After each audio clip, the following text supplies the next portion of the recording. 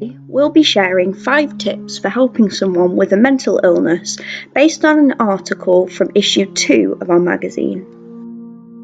One of the biggest factors in whether those who are mentally ill will open up to a person about their feelings is how that person reacts.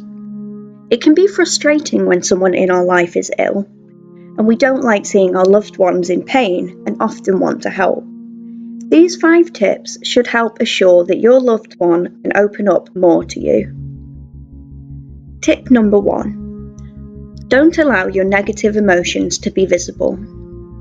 Like I said, it can be frustrating trying to help someone who's ill.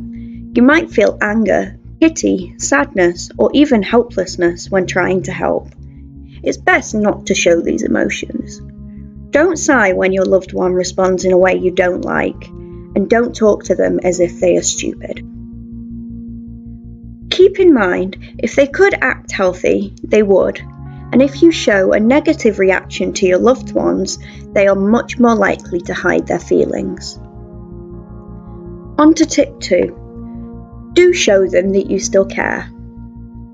This one may seem obvious, but often mental illness makes a person feel broken or somehow less than. Therefore, your loved ones should be reminded that you care greatly about them. Without this reassurance, they may feel as if no one cares. Tip 3, and this one is an important one. Don't tell or remind them that it could be worse.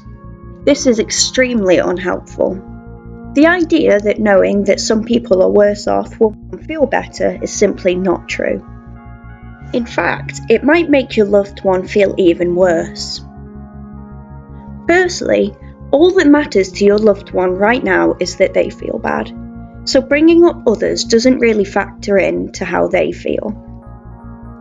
Secondly, this reminder may cause guilt within your loved one. They may feel guilty for talking about the illness, or even worse, feel guilty for being ill at all.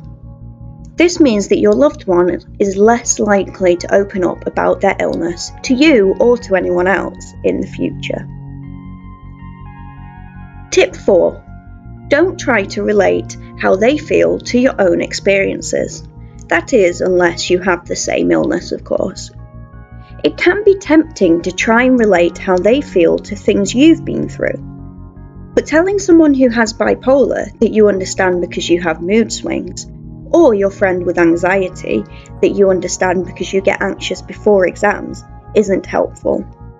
Mental illnesses are more extreme than other behaviour and feelings, and it can often feel invalidating to the person to hear these things. Also, doing this tends to focus the conversation back on you when it is the other person who needs support.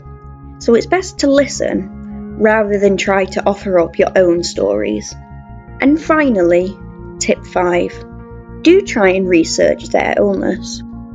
The internet is a wonderful tool that allows you to research whatever illness your loved one has. You can research symptoms, helpful tips, and read others' experiences. This all means that you can support your loved one in the best way possible. Something good to research is particular warning signs and how best to deal with them. Knowing, for example, that someone's first sign of anxiety can be them feeling very hot is good for spotting when a possible anxiety attack is about to rear its head.